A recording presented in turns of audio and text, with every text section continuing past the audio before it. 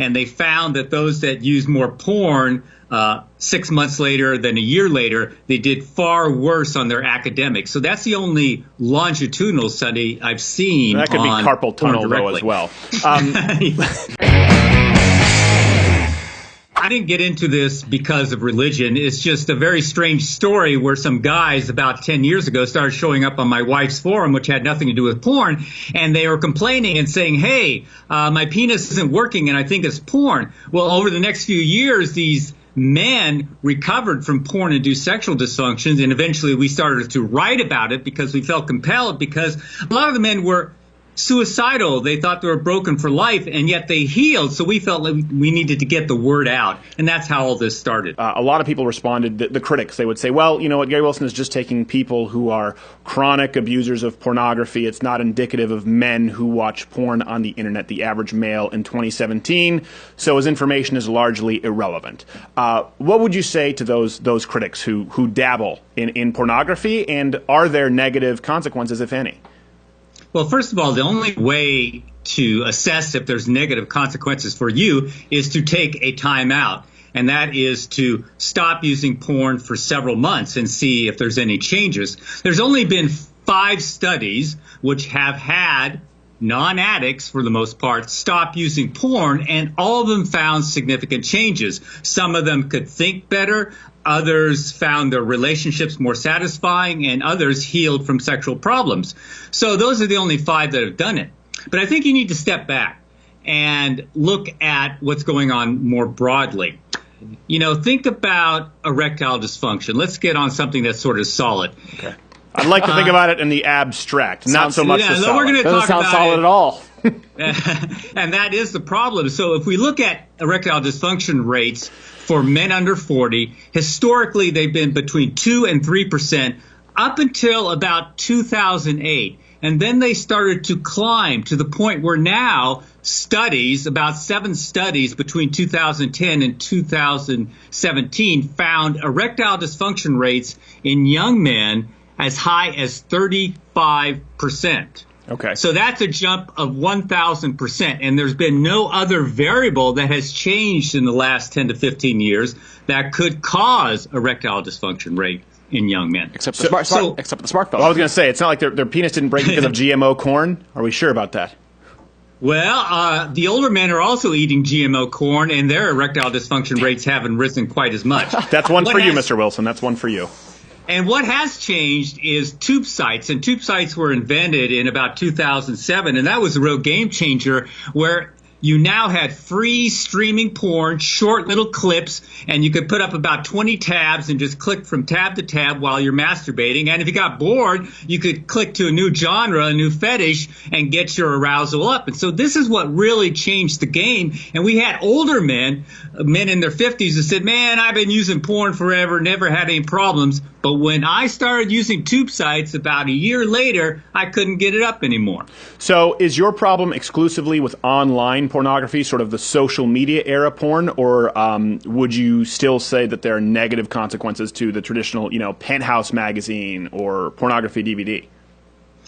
Well, I think you have to sort of separate the DVD. So if we look at something like a Penthouse, or if you look at Playboy, think about a 13-year-old boy. All he can do is look at a picture of a naked woman. What could he think of? Maybe feeling her boobs up? Who knows what? But now a 13-year-old goes to a porn site and he sees the hardest of the hardcore porn, and he looks at it and masturbates to it every day for about 6 years before he actually kisses a girl. So he's training his sexuality in 2 ways. The first way is, that's how I should do it. Right. And it replaces his imagination. The next thing is, I need everything associated with my porn use to become aroused. And number one, that's watching other people do it. Or I need to click from video to video. Or I need to go through about 20 videos and find the perfect shot to end on in order to orgasm. So that's the game changer. Is it possible that this generally would only affect outliers, people with addictive personalities who would have the same proclivities with any sort of chemical or practice that is addictive? There's no such thing as the addictive personality. There are certain traits that lead to a higher percentage of those people becoming addicted. For example, depression.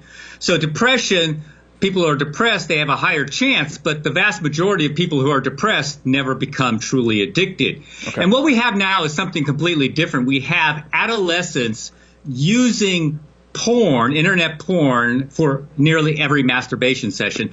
If we had, for example, adolescents starting at age 12 drinking alcohol or smoking cigarettes right at that age, or using cocaine every day, there would be a much higher percentage who would end up being addicted and having a hard time stopping. So we're having now something unique where adolescents are using it most every day, adolescent boys that are. We've seen studies now since our first interviews. There's been a lot of discussion, particularly in the media, about Facebook, social media, and the same addictive patterns being developed with that. So is it possible that it's just sort of the medium itself as opposed to the content?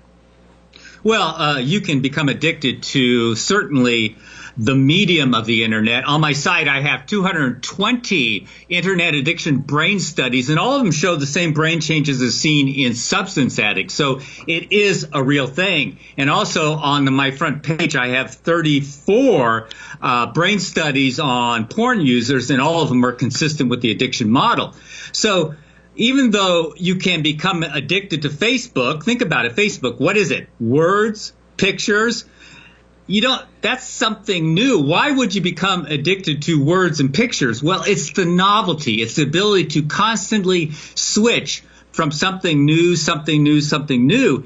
And what does novelty do? Well, novelty actually increases dopamine in the reward center. So every little time you're anticipating going to a new tweet or a new Facebook picture, you get a little shot of dopamine. If you do that hours and hours, you train your brain to sort of want that, to crave that, and other brain changes can ensue. And I would also say, to be fair, with Facebook or Twitter, social media, a lot of times these words or these pictures represent, emotive responses, right? Whether it's, your friend's vacation or relationship status, it makes them feel important. I think that's what's attached to it. And then what could possibly elicit a more powerful emotional response in many people than sex, right? So it would seem like it's a significantly worse degree.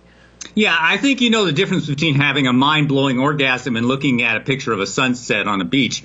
So there is a difference in the brain. Yes. And that difference is in neurochemicals. A massive amount of dopamine, a massive amount of endorphins are released.